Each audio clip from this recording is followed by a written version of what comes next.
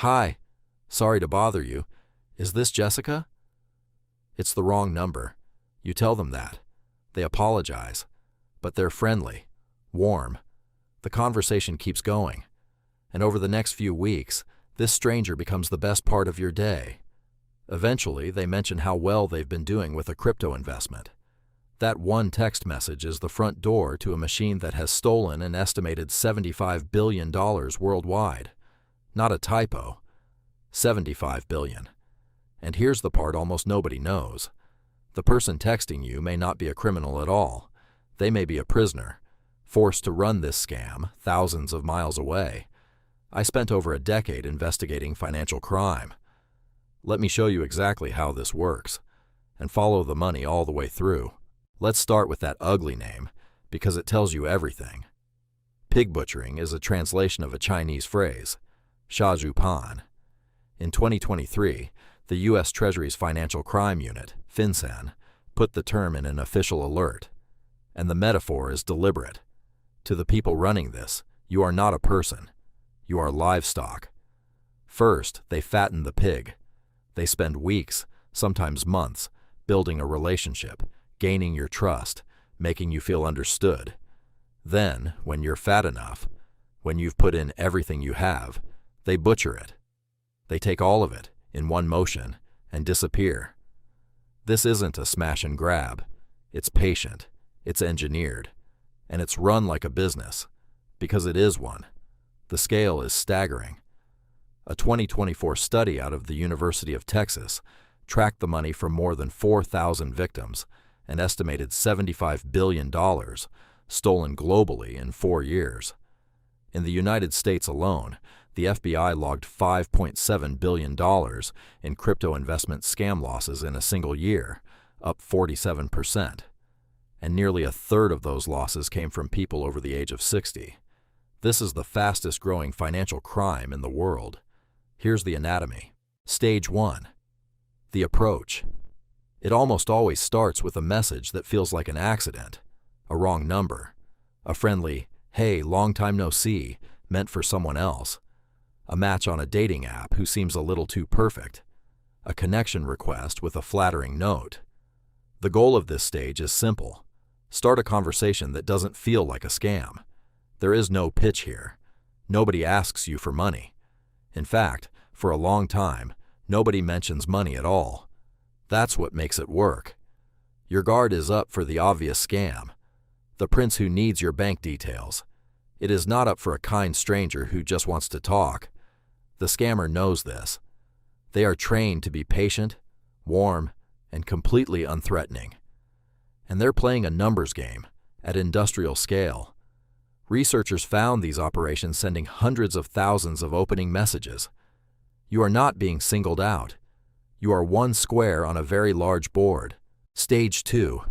The fattening. This is the heart of it, and the reason it's so devastating. Over days and weeks, that stranger becomes a fixture in your life. Good morning texts, late night conversations. They share photos, stories, dreams. If it's framed as romance, they may talk about a future together. If it's framed as friendship, they become the person who finally gets you. Somewhere in there, casually, never pushy, they mention an investment. Crypto, usually. They're doing well with it. They have an uncle or a mentor with inside knowledge. They're not selling you anything. They're just sharing their good fortune with someone they care about. Eventually, you ask how you can get in.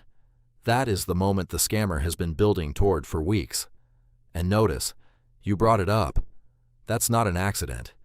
The entire relationship was engineered so that the idea would feel like yours. They point you to a platform. And this is where the money machine starts. Stage 3. The platform. They send you to a trading app or website that looks completely legitimate. Professional design, real-time charts, a support chat.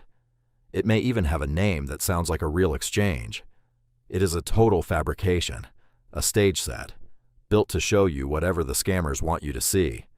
You make a small deposit, and it grows. The dashboard shows your money going up, fast. Then comes the masterstroke. They let you withdraw. You take out a small profit, and it actually lands in your account. That single withdrawal is the most expensive money you will ever receive. Because now you believe. The platform is real. The gains are real. Your friend was right. So you go bigger. You move your savings in. Maybe you take out a loan.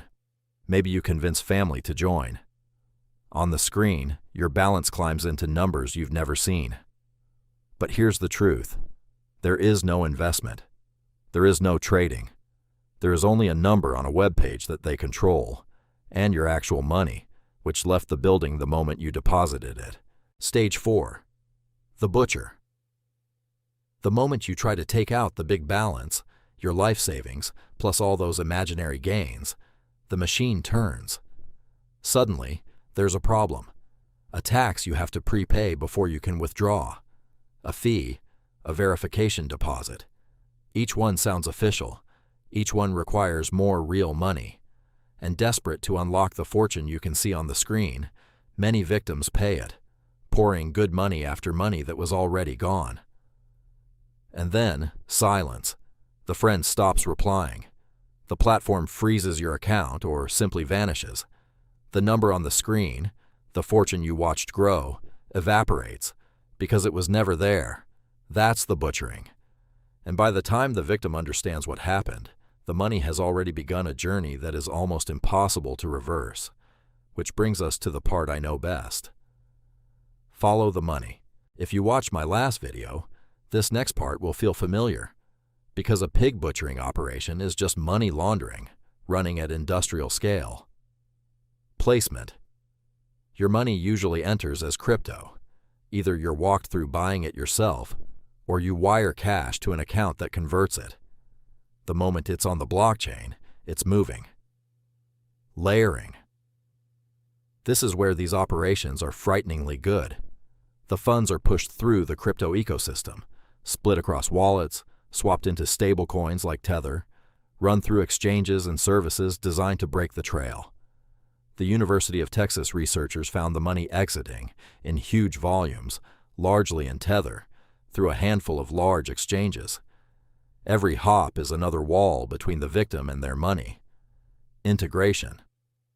On the far end, the laundered funds are cashed out and put to work, funding the compounds, paying the organizers, buying the real estate and legitimate businesses that make the profits look clean. Same 3 stages I showed you last time. Placement, layering, integration. Only now you've seen them applied to a real, live, global machine. And it is a machine. Which raises the darkest question of this whole story. Who is actually sitting at the keyboard?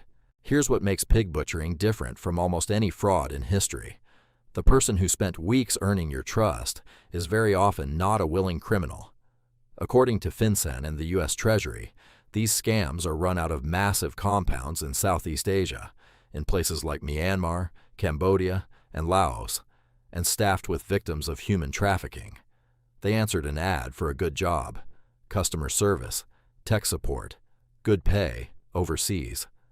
When they arrived, their passports were taken, and they were put behind fences, given a script and told to scam strangers, or face beatings, or worse. So when I say this is one of the cruelest crimes I've ever studied, I mean it twice over.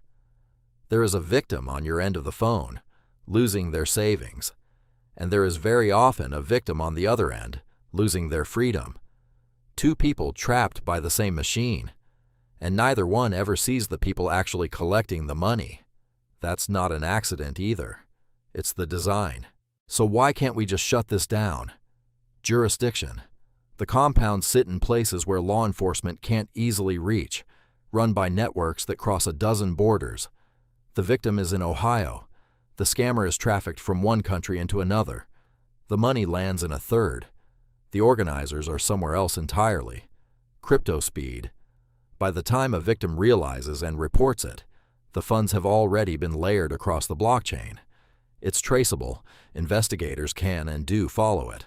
But traceable and recoverable are very different words. And shame. This crime is engineered to make victims blame themselves. Many never report it at all. which means every number I gave you, the 75 billion, the 5.7 billion, is almost certainly an undercount. So the next time a friendly stranger texts the wrong number and slowly steers the conversation toward an investment that's doing incredibly well, you'll know exactly what stage you're standing in. I'm a CAM-certified financial crime investigator with over 12 years in this field. On this channel, I break down how these schemes actually work, using nothing but public records. If that's your world, or you just want to understand the one hiding under the news, subscribe. And if you run a business that touches payments or crypto, and you've wondered what your own exposure to schemes like this looks like, I left a free red flags checklist in the description. Everything here is educational, not legal advice. Next episode, we go inside the compliance side, the 3 red flags that show up in almost every one of these cases before the money ever leaves. I'll see you there.